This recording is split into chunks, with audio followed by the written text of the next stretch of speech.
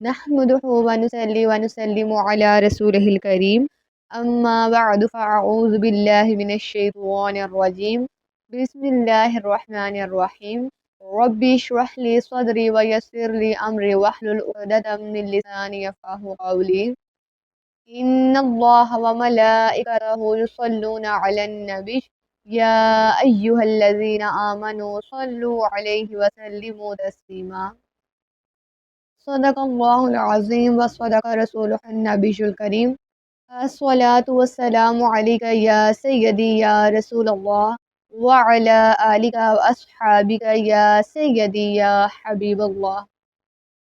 السلام علیکم ورحمۃ اللہ وبرکاتہ۔ امید کرتی ہوں آپ سب خیر و عافیت سے ہوں گے۔ اللہ رب العزت آپ سب پر کرور ہر رحمت اور برکتوں کا نزول فرمائے۔ بے شک تمام تر تعریفات اللہ رب العزت کے لیے ہیں جو تمام کائنات کا خالق و مالک ہے۔ محترم ناظرین، آج آپ کے سامنے میں ایک ایسا موضوع لے کر حاضر ہوئی ہوں کہ آپ سن کر حیران ہو جائیں گے اور حضور علیہ الصلوۃ والسلام پر قربان جائیں گے کہ حضور علیہ الصلوۃ والسلام نے اتنے چھوٹے سے موضوع پر بھی ہماری رہنمائی فرمائی ہے۔ جی ہاں، آج میرا موضوع ہے جوتا پہننے کا بیان۔ آئیے حدیث مبارکہ کا مطالعہ کرتے ہیں۔ صحیح مسلم میں حضرت جابر رضی اللہ تعالیٰ عنہ سے روایت ہے، فرماتے ہیں کہ میں نے رسول اللہ صلی اللہ علیہ وآلہ وسلم کو یہ فرماتے ہوئے سنا کہ جوتے بکثرت استعمال کیا کرو، کہ آدمی جب جوتے پہنے ہوتا ہے تو وہ اس طرح ہوتا ہے کہ جیسے وہ سوار ہے، یعنی کہ وہ کام تھکتا ہے۔ اور صحیح مسلم میں حضرت ابو ہریرہ رضی اللہ تعالیٰ عنہ سے روایت ہے کہ رسول کریم صلی اللہ علیہ وآلہ وسلم نے فرمایا کہ جب جوتا پہنے تو پہلے داہنے پاؤں میں پہنے اور جب اتارے تو پہلے بایاں پاؤں کا اتارے، کہ داہنا پہننے میں پہل ہو اور اتارنے میں پیچھے۔ اور حضور علیہ الصلوۃ والسلام نے کھڑے ہو کر جوتا پہننے سے منع فرمایا ہے۔ یہ حکم ان جوتوں کا ہے کہ جن کو کھڑے ہو کر پہننے میں دقت ہوتی ہے، یعنی تسمے وغیرہ باندھنے ہوں۔ اسی طرح اگر کسی نے شوز پہننے ہیں تو وہ کھڑے ہو کر پہنے گا تو اس کو مشکل ہوگی، اسی لیے آپ نے فرمایا ہے کہ یہ جوتا بیٹھ کر پہنو۔ اور اس قسم کے علاوہ جو باقی جوتے ہیں جیسے چپل وغیرہ، یعنی جس میں تسمہ نہیں باندھنا پڑتا، ان کو کھڑے ہو کر پہن سکتے ہیں، ان میں کوئی مذائقہ نہیں۔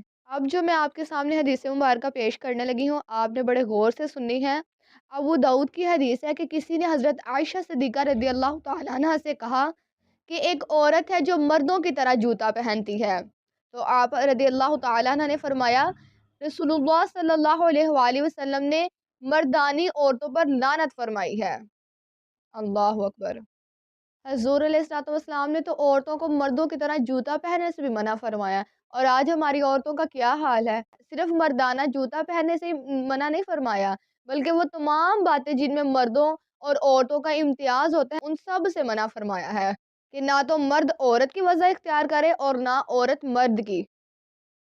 یقین جانیے کہ جب یہ موضوع میرے سامنے آیا نا تو میں اس سوچ میں مبتلا ہو گئی کہ ہم کس طرف جا رہے ہیں۔ ہم ہرگز بھی اب آج کے دور میں یہ نہیں کہہ سکتے کہ مجھے اس چیز کا پتہ ہی نہیں تھا۔ ہر چیز کا علم ہمارے تک پہنچایا گیا ہے۔ اب ہم عمل نہیں کریں گے تو گناہگار ہوں گے۔ ہمارے پیارے آقا نے تو ہمیں جوتا پہننے کا طریقہ بھی سکھا دیا ہے، اس سے آگے اور کیا ہو سکتا ہے؟ حضور علیہ الصلوۃ والسلام کی زندگی مبارکہ ہمارے لیے بہترین نمونہ ہے، اور اب ہم نے آپ علیہ الصلوۃ والسلام کی پیروی کرنی ہے، کہ جیسے آپ علیہ الصلوۃ والسلام یہ عمل کرتے تھے اس طرح کرنے کی کوشش کرنی ہے۔ اللہ رب العزت ہمیں ہمت عطا فرمائے اور اپنے پیارے آقا صلی اللہ علیہ وآلہ وسلم کی سنت پر عمل پیرا ہونے کی توفیق عطا فرمائے۔ آمین۔ وما علینا الا البلاغ المبین۔